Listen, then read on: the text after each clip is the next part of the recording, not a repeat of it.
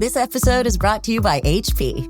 Whenever you do your best thinking, the HP Spectre X360 is ready when inspiration strikes. With power save for battery life and focus mode to multitask, you can do your best thinking whenever and wherever it happens. The HP Spectre X360 2-in-1 convertible PC with Windows 10 saves battery life for whenever an idea hits you. HP Spectre X360, a more thoughtful laptop. Welcome to the New Books Network. Welcome to New Books Network. I'm Susan Graylock Yusum. Today we're really excited to be talking to Ken Meter about his new book, Building Community Food Webs. Ken is one of the most experienced food system analysts in the U.S. He integrates market analysis, business development, systems thinking, and social concerns. Meter holds 50 years of experience in inner city and rural community capacity building. His work has promoted local food networks in 144 regions, and he has developed strategic regional food plans for nearly 20 regions across the U.S. He's co-editor of the book Sustainable Food System Assessment, Lessons from Global Practice, and he's taught at the Harvard Kennedy School and the University of Minnesota. Welcome to New Books, Ken. I'm glad to be here, Susan. Well, this is such a really great book. It's such a very readable book. It's really a series of stories about people and food and thinking differently about food in different regions across the country, which I thought was so the benefit of the depth of your work. We get these stories from all these different regions. And I thought what was really interesting was how you started the book. You told a story about food, your memories of food, about a beautiful story about rye bread, but also sauerkraut in your parents' bathtub in an apartment. Can you share that story? Well, I'd be happy to. It's a really kind of a classic family story. My family used to live, before I was born, my family lived in a duplex in Minneapolis. And my father had a victory garden during World War II because there were two empty lots on that block that had not been built yet. They've since been covered with houses, of course, but he had a job with the government, working very full time in a demanding work. And his way of relaxing from that was to come home and garden at night to raise produce for for the family, but also for neighbors. He would give it away to the neighbors. But one year they had an especially vibrant cabbage crop, and they decided to make sauerkraut with it, which really comes out of my father's ethnic heritage as well, being from Alsace extraction. And to do that, they scoured out the bathtub with Comet, and they got as clean as they could, and then washed it out to get it as decontaminated from the chemicals as they could. And then they filled the bathtub full of cabbage that they had shredded, and they put a cover on top of that, and they let it ferment for about 2 weeks in the bathtub of their duplex. And that meant the entire building smelled like sauerkraut for at least 2 weeks, maybe longer. I wasn't around to see what happened. And at that time, they had trusting neighbors, and like when they needed a shower, they'd go out to their neighbors and take a shower, and they'd exchange for that some sauerkraut that came from the product. So, and then they gave that to some neighbors, and they ate a lot themselves. But it was just sort of this classic story about turning an apartment into a food production facility in a way that sauerkraut's a pretty safe product to do that with. You couldn't do that with everything, but that's a pretty safe thing to do at your home. And why did you choose to start your book with a story like that?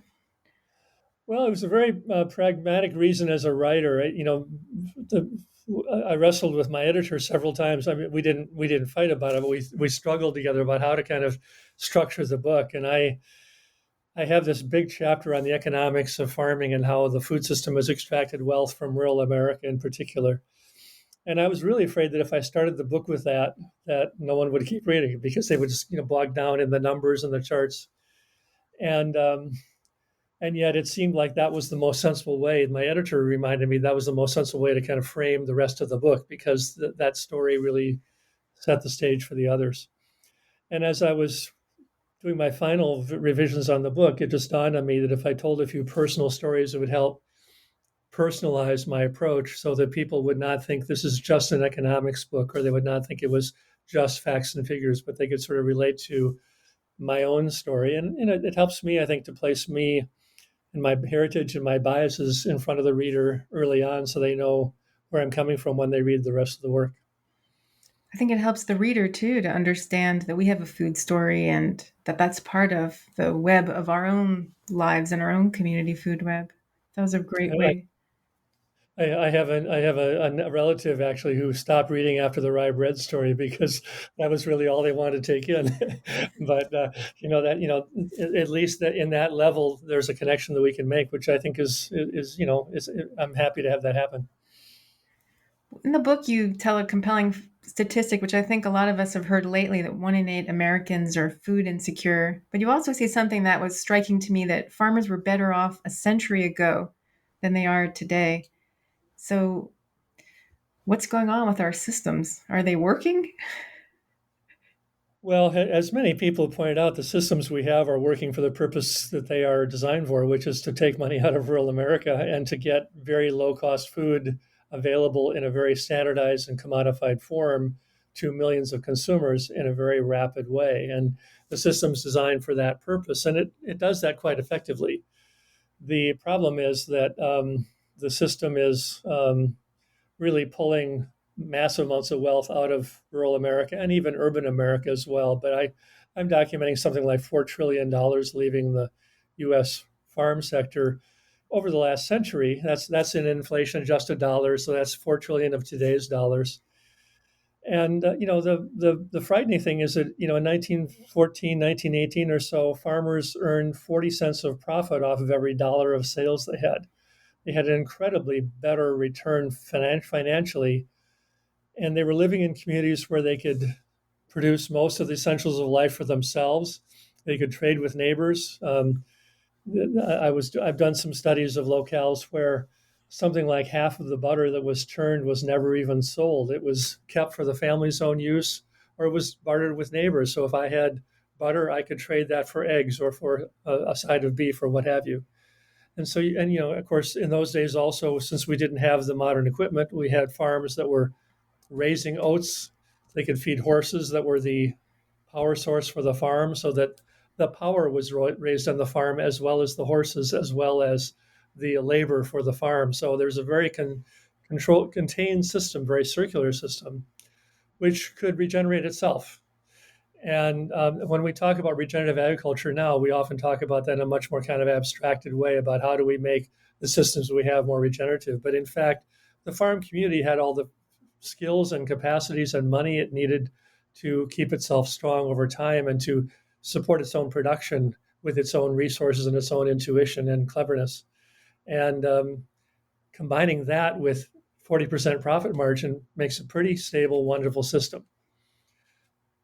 But at the same time, some of that strength was also based on selling food abroad, selling food to Europe, and those markets didn't last forever. And I think what we failed to do at that time was to really translate that prosperity into a lasting system in which people could serve local markets reliably, they could structure their own farms the way they saw fit, and meet local markets and regional markets in a way that was sustainable over time, which takes public policy, which we've always been a little bit reluctant to use in a country where we think this is about individual achievement and individual vision.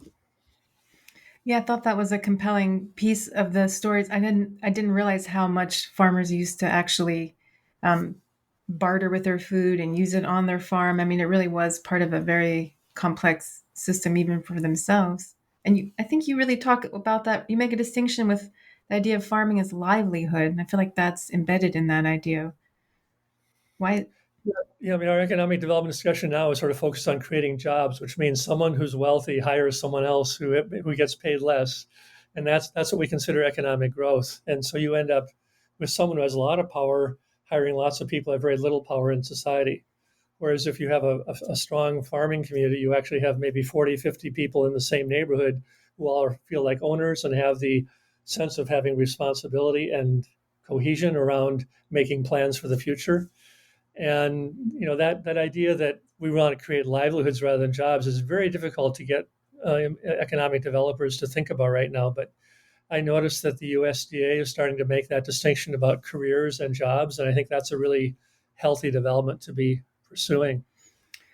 I would another element of this, if I can add very quickly, is that my great grandfather on my father's side farmed in Nebraska starting in 1870, and his farm was about one third forest because he needed forests so he could have firewood. He needed forests for pasture area. He needed forests for foraging. And that land has now totally been devoid of trees. It's planted in continuous corn and soybeans. It has been contoured to help protect some of the soil, but we've lost all that forest canopy in land that we now farm, and that's another way that we've kind of gone away from being regenerative. That's an interesting piece of history. I think we definitely don't think about farmers as having any woodlands on their farms or ever having done that. Yeah, in that family, in that heritage, the farmers wouldn't buy a farm unless they had a lot of woods. They just didn't. They didn't need one, and that was you had a model. It was about a third pasture, about a third woods, and about a third fields, and you looked for land that was like that, and you wouldn't wanted that out of balance.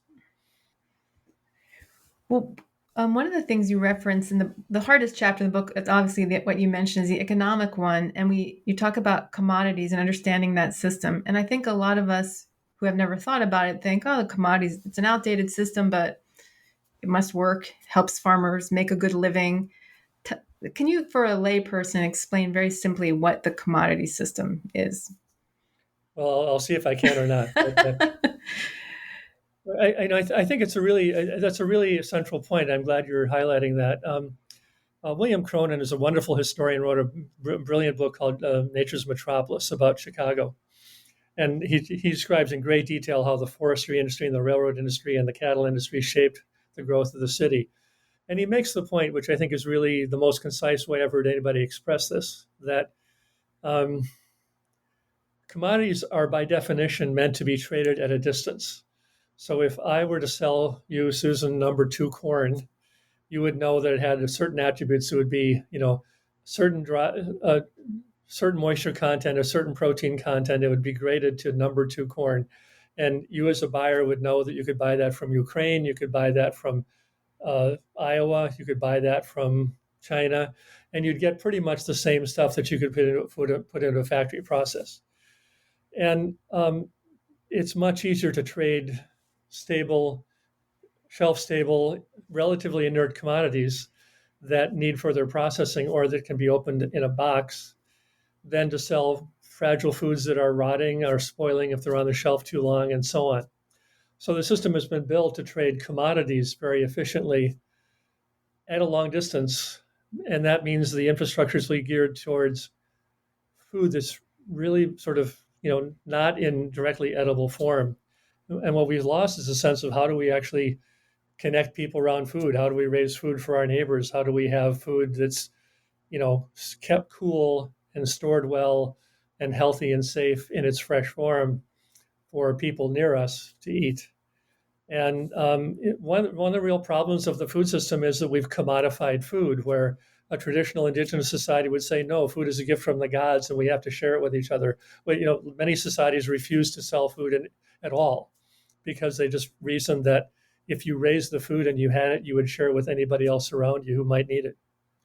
And we've gone from that way of thinking to food as something that can be shipped long distances and sold at a predictable price.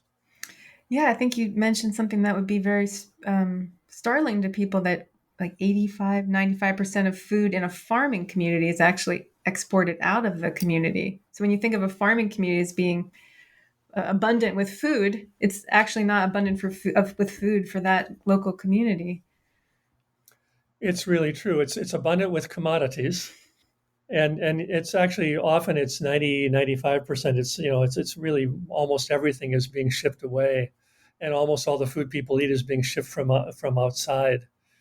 There's a wonderful chart in the end of chapter 1 that shows the massive decline of farm families feeding themselves. There's some data the USDA collects on how much food farm families reserve for their own use, and it went down to close to zero, and has come back in the last few years as more farm families have said, wait a second, I should be feeding at least my own freezer and my own family, but also there are neighbors who want to buy my product. So we're seeing a turnaround, but I think it was $50 billion in 1950 or something like that, quite a bit of food that farmers kept for themselves. And now it's a very, rightfully so, farmers want to go to the best grocery stores and buy the best products they can. But most of those things are, more and more we're importing that food from uh, produce from Mexico or Canada or so on. And we're seeing a rise in mental health concerns with farmers. And there's a story you tell in the book about a farmers in his community kept going up for sale, and he would buy them all until he owned almost all the farms. And I think he says, what's it like? And he said, I don't remember the first part, but he said, well, and it's kind of lonely because everyone's gone and there's no more schools because there's no more kids, there's no more families. It's very efficient, but it's lonely. Well, and I really love that story mostly because it was a student of mine who got that story from his father. I was teaching a course on the economic history of U.S. agriculture, and that man's son was in my class, and he came up with a topic on his own where he said, I want to find out if it was a good thing or a bad thing that my family owns the entire township that we farm in. And we have 22,000 acres, and he actually was courageous enough to interview his father and get that quote from him. It was really an amazing moment. And I don't think that they thought that as a mental health issue, but the loneliness clearly is connected to our disconnection from food, our disconnection from our neighbors, and our disconnection from the sort of a sense of power over the economy too. So what you do talk about as a different way of thinking about food is what you call a community food web. And how would you describe a community food web? What exactly is it? That is a hard thing to describe, and it's unfortunately it's a very broad definition. But I think of a food web as everything involved in getting food from the farm through a processing plant to a distributor, a wholesaler, a restaurant, grocery store. It also includes the people who are knowledge experts who help that system function well. It includes the databases we need to sort of manage that system and evaluate whether it's getting us where we want it to go. It includes research to make the system work better over time and conversations to make the system work better over time. And it's really the whole panoply of everything we do to get food from the farm to the table and then the waste products back into the soil to create new fertility. And I think of that as a web because a lot of the a lot of investors right now are looking for sort of a hub and spoke model where you say you have some anchor institution that's very powerful that coordinates all that activity for everybody else. And that can be an effective way of doing a network. But also, that's a more power centric way than having a dispersed web where people plan with each other, self organize together, and weave the web themselves to make the right things happen on their own volition. And to me, that, and actually to also systems experts, that kind of dispersed power is much more effective and more resilient in the long haul because if the social capital is strong, people can work out differences and they can respond to crises better than if they're sort of stuck in a hub and spoke system that where one group has more power. So I like to call these webs partly because it reminds me that we weave these webs ourselves. They're not something that's sort of structured for us. And I also like the idea of, say, the web of nutrients that mycelia would produce underneath the soil and how they spread nutrients and spread information and spread warnings to each other. And also, of course, get nutrition to the plants in the garden or in the forest. And so I think it kind of reminds me that we are part of a natural process. We're not sort of simply making artificial human-made creations, but we're caught up in a web of life, and we are creating hopefully a better web as we go forward. But it's really up to us and the choices we make. I think it's worth underlining that point you make about the new hub and spoke models that are emerging and what might be problematic about them, because I think that is an important distinction. Also, the point you make about I was interviewing farmers in Montana once, lentil farmers, and I was struck by when they were talking about their own community of farmers, this idea, which I think you're saying is like, I was thinking of it as below above, like the way they were farming and what was happening in the soil was also being reflected in their own farming community and the way they supported each other more collaboratively than had been typical at that time. Well, I think that's really a profound way to think about it. And I mean, I'm not surprised the farmers in Montana came up with that, but in a sense, we've we've treated our rural communities the same way we treated the soil. And so we have let a lot of the topsoil go down in my case, in Minnesota's case, down the Mississippi River, and we've let get a lot has been blown away, and children have become an export crop of rural America because we spent a lot of time educating each other well and having kids achieve well in school, and then say, well, there's no work for you here, so you're going to go to some city. Wow. Well, I think a lot of people are familiar with the term food system. How would you distinguish food system from a community food web? Oh, that's a great question too. I mean, I think I wouldn't say that a web is different than a system. Obviously, a web is a system, but a lot of people, when they talk about a food system, they're talking about, again, something they can sort of model, or that's very predictable or very extensive and complicated, but also very inert and very stable. And I think webs, by definition, are changing, evolving rapidly. And one of the distinctions we made is between a food system and a community food system, because a food system that's embedded in community that wants the best outcomes for the people who live there, in my world, wants to build health, wealth, connection, and capacity among the residents, will make different choices than a system that's saying we want to build a certain system to please capital, or to please efficiency, or to please our computer models, or what have you. So I think the one distinction to make is we do food out of a community setting, not out of an economy. And the more that a community setting has an economic strength to it, the stronger and more resilient that community will be. And our food system is complex and adapting very rapidly, especially in this time with the pandemic, with the new innovations that are coming down the pike. So a lot of our planning tools on systems don't fit very well in these adaptive situations where things are really transforming themselves rapidly. And, every research thing I've ever seen, every study I've seen would show that the more people connect socially and have strong trust, the more resilient communities are for coping with that change. And the web is a great metaphor for that, because I saw a web today that I had a spider web that I'd accidentally knocked down, but then I saw that it had rebuilt itself with a different thread, and it was at a sort of stability that's not centralized, like one thread, and it could rebuild a center around that. And it's a great way to think about it. And since you're in the Pacific Northwest, I mean, two of the groups that have really been most clear about this is the 10 Rivers Food Web in Oregon and the North Coast Food Web in Astoria, Oregon.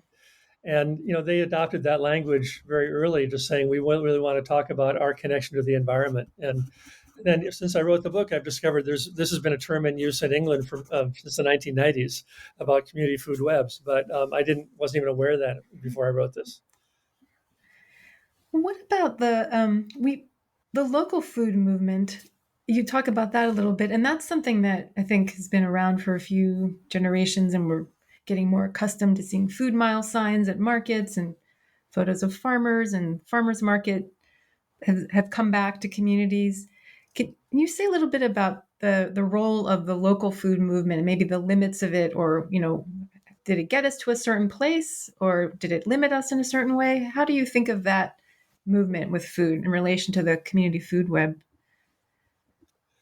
Well, I think in many ways, building local and regional food systems has been a tremendous improvement over what we were given. When I was young, when pretty much everything was coming through a commercial system and through, the choices were very limited. And for people to say, I want local food, I want to know my farmer, and I want to have food grown closer to me, that's a tremendously progressive step. At the same time, the language can be limiting, because that too becomes sort of a commercial product of its own, where it becomes a commodity of its own, where the word local becomes a selling point.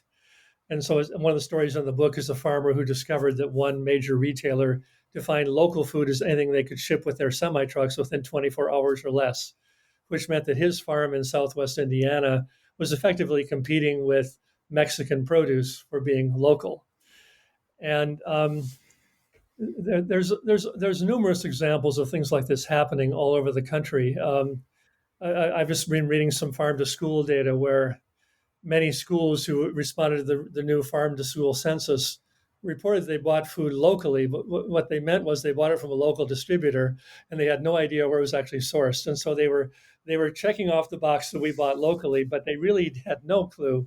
Well, one school was saying we bought local bananas last year, and they were reporting that to USDA as if that was a fact. Local bananas, not generally in North America. And there are places in Hawaii that works, but this was not Hawaii. And I think that what happens is when as the movement develops momentum, we simplify the language and we simplify the concepts because more and more people get involved, and we try to communicate in more simple ways. And the word local feels really good, so I use the word local food all the time. But I usually stop myself at some point in that presentation. I say, when I say local food, I'm using it as a shorthand for a more important term, which is a community-based food system. And to my mind, how far my tomatoes traveled is a measure of the success I have in building a food system, not the ultimate measure of success. I don't care if my tomatoes come from 50 miles or 100 miles if I have a farm 100 miles away that has better practices, and I know the farmer and I know what they're going through, and I'm going out to help the farm. I'd prefer to buy from that farm than someone who's 50 miles away who has practices I don't support. It's about building loyalty. It's about building mutual respect. And if we build that well, our food miles will go down. But if we say all I care about is food miles, we're going to get corporations giving us low food miles without any better food at all. So it's without the connection between growers and buyers. So it's not the goal. It's a potential outcome, but that's not what's driving it. Yeah.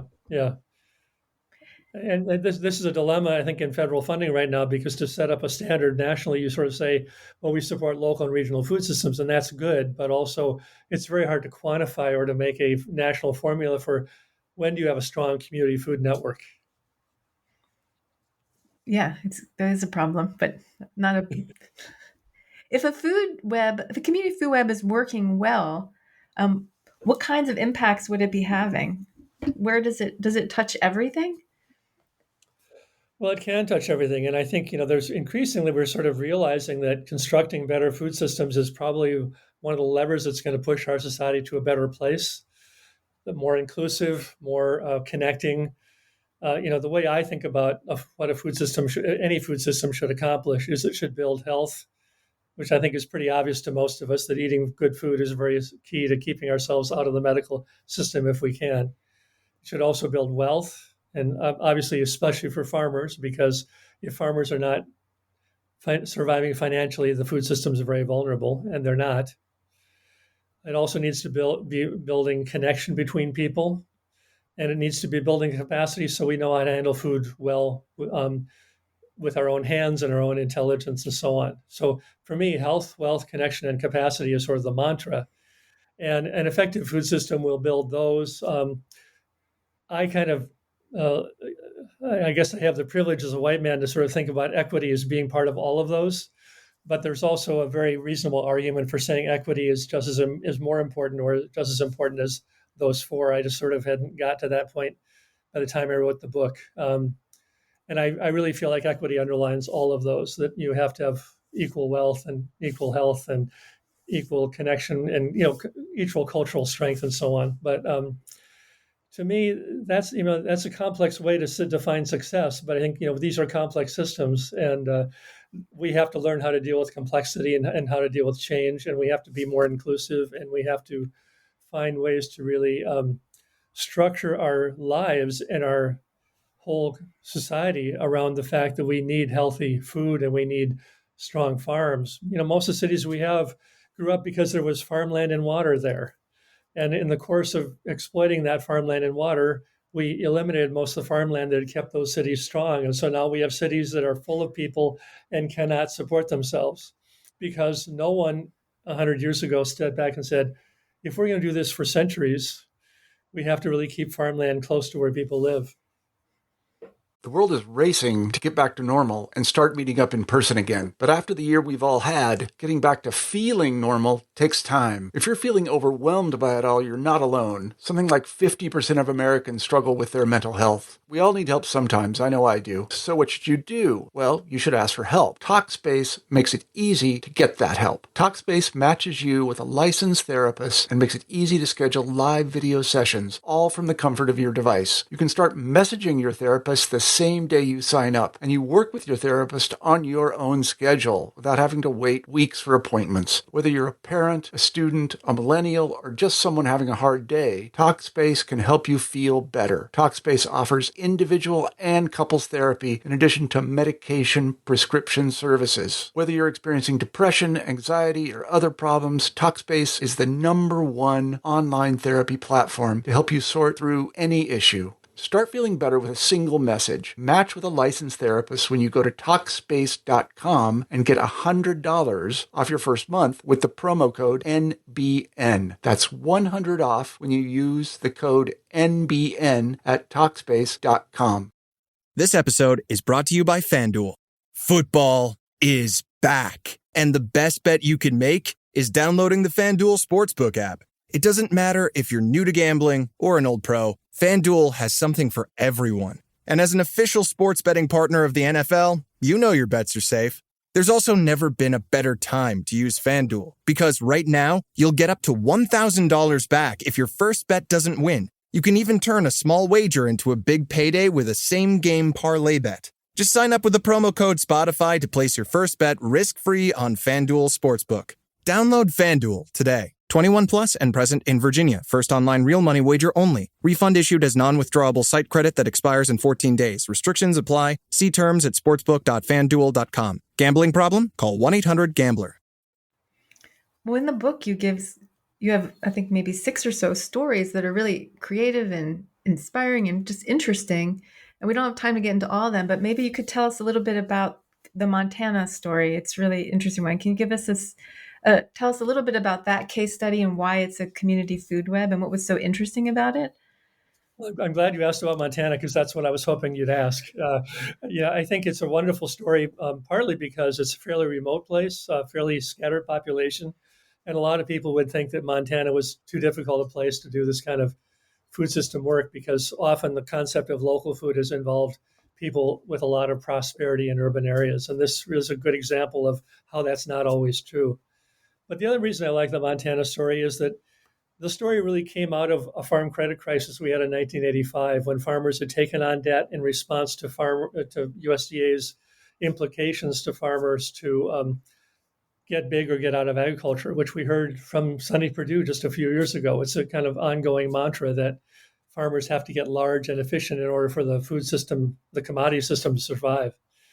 And in the middle of the farm credit crisis of the 1980s, Montana growers who were really struggling because they had lost their markets and the price was bad, and they were realizing they were eroding their own soil and eroding their own livelihoods, and they just said, we've got to stop and rethink this.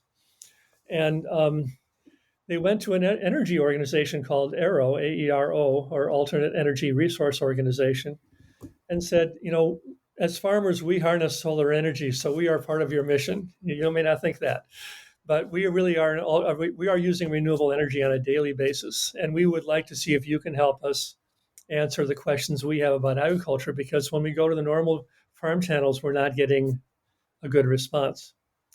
And AERO had the presence of mind to say, we don't have any expertise in agriculture. We don't know what to do. But we will talk to you and we'll raise some money so that you can experiment and find some good answers. And that was a brilliant way of saying, let's do something, but it's not because we're experts. It's because we're going to fund a process of you folks who are experts developing even better solutions. So they raised grants of $200 to $800 that a local group could apply for. It had to be at least one farmer, I think maybe 3, had to be at least one researcher or extension agent or somebody who could kind of handle the data and tell a good sort of reliable story about what they tried. And it had to be at least 4 people, but it could be larger. And they just challenged the farmers and said, okay, come up with something you can do on your farm that you think will be better, and we'll give you a very small grant to help you get started. And in exchange, you will tell us what you learned. And when you've done that, we're going to have a statewide conference where all of you can tell each other what you all learned. And that grew into a network of, I think it was 200 clubs around the state of Montana, more than 600 people involved all together in various ways, experimenting in small groups on their own farm, coming up with new legume crops like lentils that they could plant to build the soil, and also finding markets to sell those.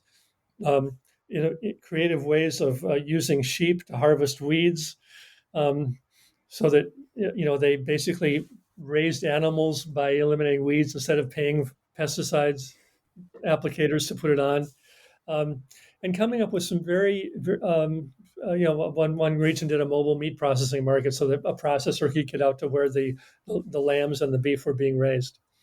So these wonderful creative things came up from the grassroots because people sat down in small groups with people they trust and said, what could we do together to make this better? And by doing that, linking those groups in a statewide effort, you got this whole statewide conversation, which morphed into a statewide conference, which morphed into the Montana Department of Agriculture taking much more seriously and hiring a staff person to really coordinate and expand that activity. But what I love about that story for our times is that we're in a crisis very similar to the crisis they were in at that time. Right now, our response to the crisis is to give farmers more money to keep the current system going and to keep people from disruption, which we sort of have to do because of the pandemic. But also that basically perpetuates a lot of the inequities and perpetuates a lot of the dilemmas of the commodity system we have, where in Montana in 1985, the only real answer was to kind of come up with answers for yourself. And, unfortunately, often in this society, it takes a huge crisis for us to reconfigure our lives. And that was true in Montana. And I think that that's a real signpost for what we might have to be doing in the future, in the next few years, as we wrestle with the incredible climate upheaval we're going through, the incredible pandemic, and the recognition of inequalities, the need to restore people who've been excluded for so long. All those crises are kind of coming at us at one time, and it's going to take amazing kind of patience and creativity to get through that. So to me, Montana is a really wonderful way of doing that in a very trusting, small scale way that had a very major impact, and also created national models in the same breath. Yeah, the arrow model was really beautiful, how it created these little pods, working groups, which became nodes of a net that formed, and it was driven by the practical needs of farmers. It was very specific and focused, but those pieces started knitting together. And what were some of the positive outcomes in Montana? How did that grow, that system? Well, I mean, I think it's. I mean, you may know more about this than I do because you've done more interviews with lentil producers than I have. But one thing that really was very clear from that is there had been some people experimenting with lentils and experimenting with legume crops to build up their soil. But and this was going on before the crisis happened. But the attention to this and the awareness among consumers that created, and the awareness among growers that created, that the educational process created, allowed a lot more farmers to sign on and say, yes, I'm going to try to do this myself. And it allowed more consumers to say, yes, I'd like to buy more products from Montana farms. And it allowed the Montana Department of Agriculture to convene a statewide conference to say, what's our vision for the future of food in Montana? And out of that process, they discovered that Montana used to be a very strong food processing state, and they had given all that up as they had moved more and more to exporting commodities to elsewhere. So over time, it came to be true that in Ronan, Montana, a town of I think 2,000 or 4,000 people, a very interesting food processing center called the Mission Mountain Food Enterprise Center was formed, because there was a group of growers who just started saying, we wanted to raise organic produce for people we know. And there was a need to freeze some of that. There was a need to put that into canning, into cans. There was a need to process that in various ways. And so the growers and the processor work together to basically build each other's business up as best as possible. And it it's, I think, much harder to do that than to even ship lentils to China, because we have market channels that take lentils to China. And we have, once you have the production up and you have the standards in place and you produce a high quality product, that's relatively easy to fit into the commodity stream. And it's important to do that. It brought some money into Montana in a very good way, but also the challenge of how do you actually raise fresh peppers for your neighbor when there's no infrastructure to keep it cool and there's no reliable infrastructure for buying that and keeping that locally. That's a much tougher challenge, and that's still going on. And I think the Food Enterprise Center would say there's a lot of challenges in front of them still, and they still have trouble getting as much local food trade as they'd like through the door. But all of this sort of came out of the consciousness and the awareness and the consumer cogency that was built out of that education process in the 1980s. And the timeless natural foods, the lentils that they've been creating, and the breeds like the beluga lentil, which many people know, the small black lentil, which is they actually helped bring to market. And it's a really incredible food source that and it's a collaboration of farmers, which, as you mentioned, is not easy. It takes work. Well, I think Montana farmers are pretty good at collaborating. I mean, one of the things that I think that they have that skill down pat, and a lot of regions I work in, that this farmers really no longer know how to collaborate. So we have a lot to learn from Montana in that respect too. So that's something I wanted to mention, because one of the things that weaves itself through each of the stories is this idea of collaboration, but also trust. And I think it seems to be a really essential piece, of growing and building food webs. And can you say a little bit more about trust? I mean, it's a hard thing to measure, and it seems to be generally lacking in highly individualistic societies like our own Western culture right now. So can you say something about trust and how that plays a part in food webs? Well, yeah, I think it's really, I think the core process is always building mutual respect and, hearing out different viewpoints and taking in different thoughts and not fighting about it all the time, but sort of saying, okay, let's discuss that and let's come up with a better common analysis of that. And it takes trust to do that. It takes patience to do that. And, yet all the 8 stories in the book, some group of people develop that trust very effectively, and they've learned how to share power. They've learned how to share information very openly. They've learned to sort of fight things out when fights had to be held, but in a very principled way, in a very thoughtful and careful and loving way, rather than just polarizing the way we have now. They've done it largely without weapons, as far as I can tell. And that process is actually really frayed badly in this country. So we have this kind of building that trust on an ongoing basis is something that we really we have to get a lot better at doing. But I also kind of would argue that it's precisely by sharing food that we are kind of required to build trust. Right. I think about this often. Eating food from someone is an act of extreme trust that's safe and good to eat is powerful. We often forget that. Yet there's I had a business person to say to me in a meeting earlier this week, and he was a fairly manipulative, fairly hard-hitting, aggressive person. But his comment was, business moves at the speed of trust, and even at that kind of competitive level, I mean, you look at the produce industry nationally, and it's a very competitive industry, but you have to be totally true to your word. If you're not true to your word, no one will trade with you, and that's because things are moving so quickly. You have to, if the buyer says, I've got this product, you have to trust that they really do have the product and they will actually deliver. And the margins are fiercely small and things are changing all the time. But if you lose that trust, you're out of the game. Yeah, there was a great quote in the Hawaiian case study from Kasha Ho'okili. She said, "The wealth of our community resides not in dollars, but in knowledge, in culture, in practice, in love." There was another. Go ahead. Well, that's really profoundly true, and I think we have so much to learn by going back to what we used to know as indigenous societies, what we used to know as traditional societies, where people were so remote that they had to collaborate with each other. My great grandparents were stuck in a rural neighborhood with no support services, and they only really had the people around them to trust. And So I mean, that's and we, the wine chapter is full of cultural insights like that, or things that we used to know that we've in collective memory and mainstream society have often lost. Something you mentioned at the end of the book, which was very profound to me, was you said that people who are more connected to the natural world, are able to build good trust and they can embrace uncertainty.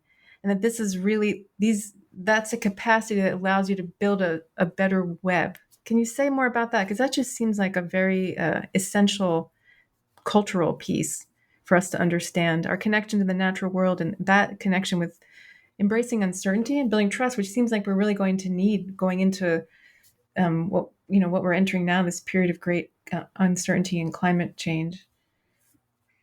Well, yeah, I'm a long way from knowing much about indigenous practices. This is not my own background, but when I've had chances to work with indigenous groups, so often the core ritual is really one of sort of placing yourself within the four directions and within the earth and the sky. I mean, the earth and the sky, and really kind of taking in on a daily basis what's changing around you, what you notice from nature, what you notice from the weather change, the people around you, and many indigenous societies, many traditional societies have built in that way of really looking at that and taking that in regularly so that you don't lose track of that. And one Navajo healer I talked with just said that the rituals are really important for weeding out the bad thoughts and kind of keeping the positive momentum going forward. And you know, when you're seeing nature, I was as a kid, I had a couple hundred acres of open land to roll around in, and I could go out there all day and play a lot. And that meant so much to me in my development because you would see how the weather was changing. You would see how the clouds were shaped. You would see how the insects were coming through at different times of the year. And you had this real kind of visceral daily sense of, so what's really shifting as I go out there to the same place every day? And what's happening I should be aware of. If the clouds are building, should I go home? Or should I go out there and stick my head and watch the rain come down on top of me? And that connection to the natural world and the fact that we don't control it, we are really part of it, and we are shaped by it, and we help shape it. That sense of mutuality with nature, which again we lose when we get very abstract and very commodified. That's such a important thing to have. But I think that sense of being interconnected through nature and part of something that's changing all the time is essential if you're going to deal with a situation that's changing all the time, that is going to throw surprises at you. And if we can't do that together, we can't respond to these crises we're encountering. And we typically think that farmers are more connected to the seasons that way and to the ever-changing natural world. But that is also probably a question of scope and scale. And I think you made the point that right sizing is a factor in a community web and where it kind of lands. But you also said something I thought was really interesting was the question of scale is also an issue of justice. Can you say a little more about that? What happens with scale and how that affects justice and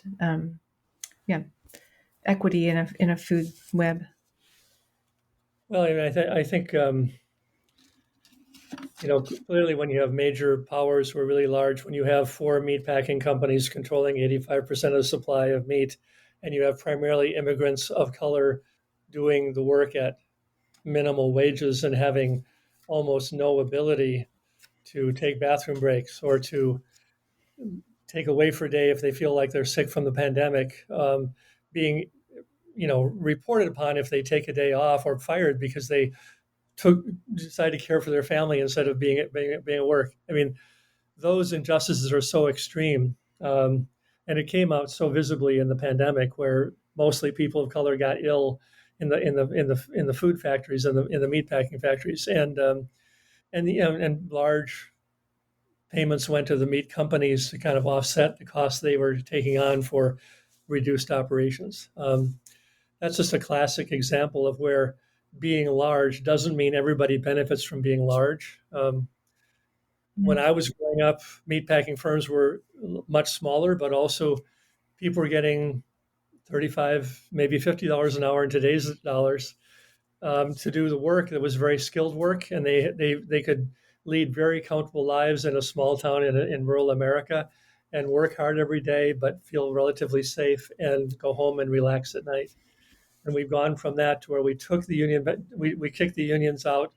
We made the work much less interesting because instead of being skilled work, it's now very much one operation at a time and very much segmented into units so that people with less skills can move in and out of their jobs. And the companies have gotten larger and the small towns have gotten weaker. And we have more of a population of immigrants who have very little clout in society and very little sense of ownership or belonging, who are doing incredible work to feed everybody else. In the community where you live, what kind of things have you seen happen that are really positive and generative in the community food web where you live? Well, that's a little embarrassing question to answer, partly because since I've been running around the country so much, I've lost a lot of contact with the community where I live. But I think the point where I could really sort of tell the best stories would be when I got out of college. I moved into a low-income neighborhood of Minneapolis, and I was lucky to come out of college at a time we were challenging the Vietnam War. Feminism was breaking out, Black Power was breaking out, and a lot of big issues were coming at us at the same time. It happened to be the same neighborhood where George Floyd was murdered a year ago. So it's like I lived about 6 blocks from where that happened. But at the time I moved in the 1970s, there were hundreds of people my age who were coming with college educations, with vision, with a sense of cultural rootedness, who were living in limited means in a low-income community together, and who, if you suggested something, people would form a group and make something happen right away. And out of that wonderful ferment came about 22 cooperative grocery stores in the Twin Cities. It's the hub of food co-ops. Yeah. Yeah, Minnesota has 10% of all the co-op groceries in the United States, it turns out. And most of those were located, at first at least, in low-income neighborhoods so that people who lived on a limited income could get very good essential bulk foods in bulk at lower prices and package their own wheat and mill their own grain and so on. And those co-ops have now been transformed more into stores that go to suburban areas and cater to a higher-end shopper because the competitive market pressures have sort of pushed them in the direction of being the place where early adopters go to find what new foods are in the market, more than a place that feeds low-income neighborhoods. And also, the co-ops had trouble convincing their neighbors of color that they were aligned together. A lot of the Black people who are my neighbors didn't want to go at the co-op because it was hippies, or they wanted to go to a big store where they'd have a better selection than the co-op had. And a lot of low-income people felt like food is still too expensive there. It's just not where I feel comfortable culturally. So we had a lot of things that kind of broke down, and most of the stores that were started in low-income areas have moved out for various reasons. Rents went up, and the community wasn't committed enough to the store, or whatever. But because of that work, we have some pockets of really tremendous social capital in the Twin Cities. And we have, we helped those co-op grocery stores help build a whole sector of farmers, mostly in Wisconsin where land was cheaper, mostly not right around the Twin Cities because of development pressures. But those farmers are retiring now. We have some young farmers taking over those farms. We have some young farmers starting out again and doing some of the same process. And I've been able to harvest the benefits of that for my entire career. Well, your book has so many inspiring stories, and you've got to, over 50 years, talk to so many people building community food webs and systems. If someone is hearing this or reading your book, they're probably going to get very excited and want to think about what they could do. And what one thing would you suggest? I want to build a stronger community food web where I live. What could I do? Well, I think maybe it's not one thing. Maybe I'm thinking too linearly, actually. Maybe so. But I mean, I think one of the first steps is to say, I talk about 4 balance points in the economy, and I think that's a really kind of good reference point for me. It's sort of my compass in this food work, that you shift from being strictly a consumer into being more like a producer. So you either work on a farm and get to know farming, or you start a farm, or you start a great garden, or whatever you can do within the means of your life. And you start saying, I'm going to learn more about producing food. I'm going to be a producer. And I think that's one shift that really makes a huge difference. And, most people gardens pretty quickly have a surplus that they have to find a way to get to their neighbors. So that starts a different conversation with your neighbors. It starts a different conversation with your kitchen if you're putting those tomatoes into salsa or whatever you might do. So that's one very key step. I think the other thing is to sort of say, am I eating the food I want because I choose to do it, or is it because someone else told me to do it? Am I listening to the advertising, or am I really sort of making choices based on what my body needs, what I know is healthy for me, what I know will create the good system of food for the future? So, it's partly kind of having that internal control and that kind of inward sense of knowing where you're trying to go. Another element would be to sort of say, in this society that's so segmented and so praiseworthy of individual achievement, no society can be built strictly on individual success. It just doesn't work. We have to find a way to temper that with policy, with agreements to coordinate with each other, agreements to sort of collaborate and make things happen in a better way for all of us, so we all do better. So part of the shift is to kind of go from being kind of feeling isolated to being, I'm part of a web of life and I'm part of a web of relationships, and I'm going to try to feed that web as much as kind of take care of myself. And that may be the hardest thing for me to do as I'm rambling around the country in my little bubble, but that's a very key step as well. And then the third one is final one is sort of, in this country, we really think a lot about, in fact, I'm seeing this all over, that, we can't solve the food issue until we have a new technology, until we have hydroponic gardening or until we have vertical farming. And my argument would be that those may be good, but they also may be dead ends, and we don't know, they're untested. But to me, it's always a matter of balancing the cultural insights we can get from our heritage, from our indigenous lessons, from the people who lived in this land before and how they knew how to negotiate something in very trying times. And those insights are, to me, equally and often more important than any new technology we might build. So you start thinking about questioning a technology, questioning scale, and start. I mean, I just said to someone, interviewer, a couple of weeks ago, that my life changed when I started thinking about how to express my own heritage rather than trying to think about how to develop my career. And I think that, we all have a heritage of some kind, and we're going to have some difficult discussions about the heritage of white folks and the privilege we've had versus other people who were living here before and got forced off the land, or other folks who were brought in to be slaves and so on. But we all have a heritage, and if we share that heritage very openly and honestly, we have reasons, especially if we're sharing with good food at the same time, we have reasons to kind of learn how to collaborate on the place we are now finding ourselves.